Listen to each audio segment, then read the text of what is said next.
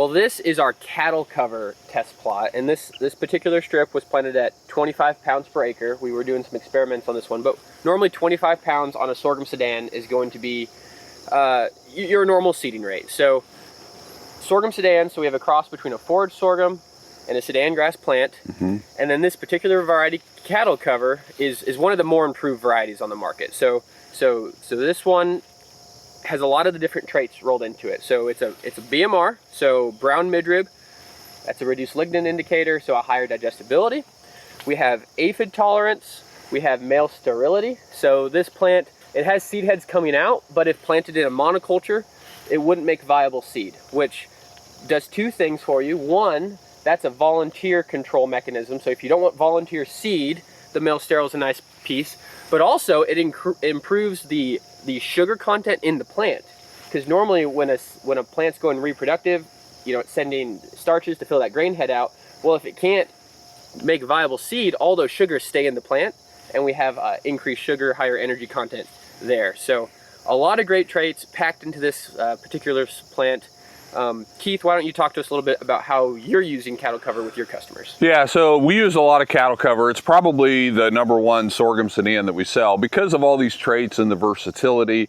You can see how tall this stuff is. You know, it's 7 feet tall. Now, it is putting a seed head on, which may concern some people, but as long as you don't have other sorghum in your mix, you know, this isn't going to produce any viable seed because of that male sterile characteristic. And like Nathan said, it keeps the sugars in the plant. So if you've ever had molasses, this is the type of plant. They use a male sterile plant because they're squeezing the molasses out of this stalk, or squeezing the sugar out of the stalk, boiling it down to make molasses. And the only way all that sugar stays there is if it doesn't translocate to the seed head. So we use this a lot. Now, if I was going to be haying or grazing this, and both are very good options on this, we'd have wanted to do it when this stuff was, you know, 5 feet tall, 4 feet tall, because once it heads out, it will still regrow, but not as well as if you catch it in the boot stage.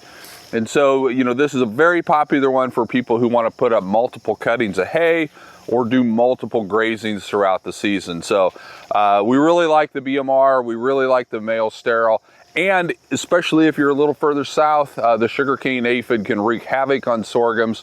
So you want to make sure you're getting genetics that have some tolerance to that sugarcane aphid, which this one does. Yeah, the other advantage with haying it or grazing it earlier is you give yourself the time in the season from those multiple cuttings or multiple regrowths, which when you're talking about a high quality sorghum plant like this, that's where it can really pay dividends. So yeah, probably around that 45, maybe 60 days, take that hay cutting, run that first grazing pass, and then let it come back and regrow, because this plant will regrow aggressively. It'll tiller out, and so often that second regrowth can be just as high production, if not higher, because of all those tillers. So don't let it get this tall. If you're trying to make hay, all these big stalks, you're not going to have fun with that. So take it early and allow the regrowth to work for you.